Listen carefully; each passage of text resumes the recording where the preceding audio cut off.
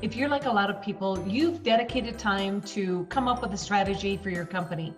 And I'm pretty sure that you're looking at how can you serve the current customers that you have while also bringing new business in the door.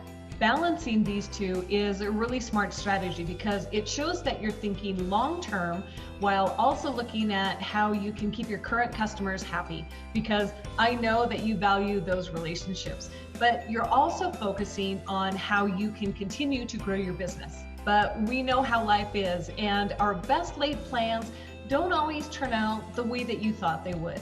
Maybe you lose a key customer, or somebody on your team moves on to another position. You reorganize, or you know what? There's always things with the economy that we absolutely cannot predict. When this happens, our temptation is to throw long-term plans out the window, but you really don't have to be that drastic.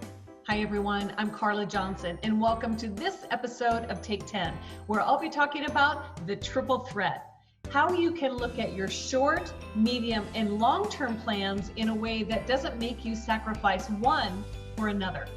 I'm excited to partner with the Allegra Marketing Print Mail team for Take 10, where we take 10 minutes to cover one tool that helps you become more successful in your business. In strategy planning, we have three types of goals: your short-term goals, medium, and long-term. Let's break them down and look at each one of them and see what happens when you're surprised by something unexpected that hits your business.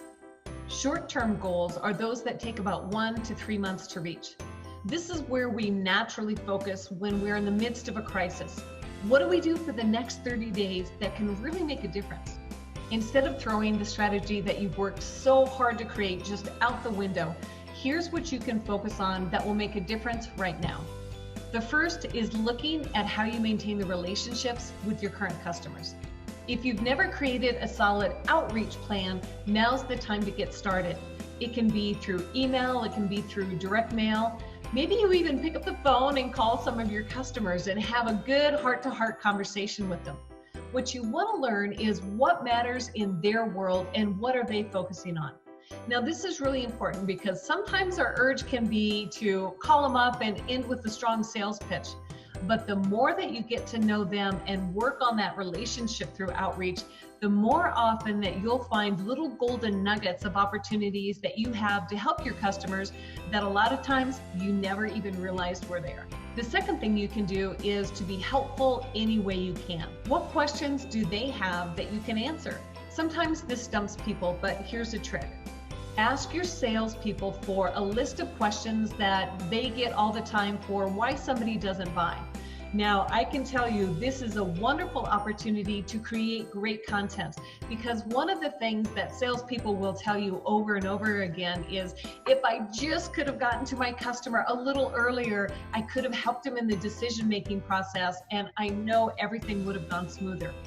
Take a look at this blog that Marcus Sheridan created for one of his companies called River Pools and Spas. Now, Marcus actually created this blog when his business took a huge hit in 2009, along with the rest of the housing market. He decided to spend some time answering as many of the questions that his customers had that he could think of. He wanted to make sure that if anyone had a question about buying a pool or a spa, that they would turn to him for help. This worked so well that Marcus said it had a huge impact on how fast his business responded from the economic downturn, and also how strong he is today. Being helpful, though, isn't just for small companies. Zappos recently launched a program called Customer Service for Anything. They offer up their fantastic customer service team to anyone, not just customers, and they help them however they can. This is anything from movie recommendations to restaurant delivery times to vacation planning. One person said they called just because they were bored and wanted somebody to talk to. Maybe you could create a training course for your customers, or is there a workbook that you could publish that could help people with something that's a really sticky part of a process? Think about anything that you could do that starts helping your customers get through anything that they might have as a challenge. Now, what is it that you can start to do in the next 3 months? From there, we move on to midterm goals. Midterm goals are things that you can do in the next 3 to 9 months. This is when you have time to put your money where your mouth is. Really pay attention to your most critical products or services and make sure that they are everything that you promised them to be.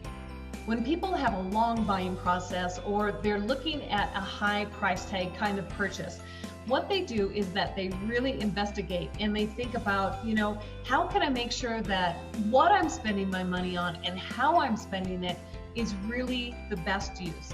How do I make sure I'm really getting the value of what it is that I'm buying?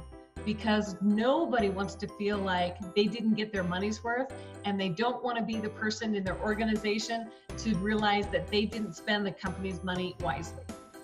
Make sure that not only what you sell is high quality, but also what is the process that people go through to actually buy your product or service. Now, what kind of things do people get hung up on? We as consumers, we often look at something from the outside that brands don't see internally.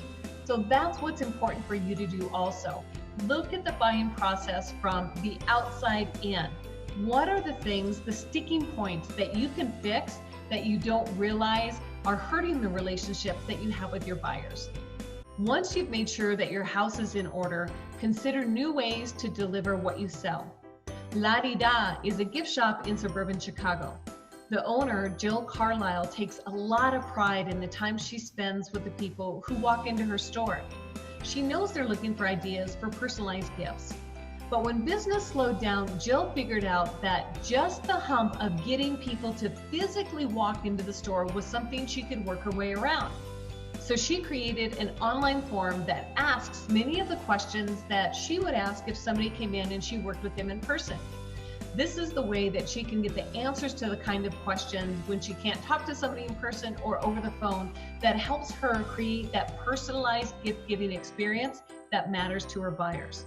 What it also helped her understand is that there was a lot of people who didn't even realize her store was there, but now she's been able to expand and get more attention from a broader audience than she realized that she could have had. Another thing that you can think about is how can you partner with another business? No brand is an island by themselves. Whether we realize it or not, we are part of a bigger relationship that our customers have with many companies. And what you sell fulfills just one or maybe even a couple of needs that your customers have. Ask yourself this question: what is it that people buy before they buy your product and service? And now, is there an opportunity that you can create a business partnership that helps people find you when maybe they wouldn't have otherwise? And last, we have long-term goals. These are the goals that are about 1 to 3 years out. A disruption in your company, in your industry, or even the economy doesn't mean that you have to make immediate changes to your long-term plans. I've watched companies make adjustments in the 3 to 6 month range that actually made them better prepared to hit their long-term goals.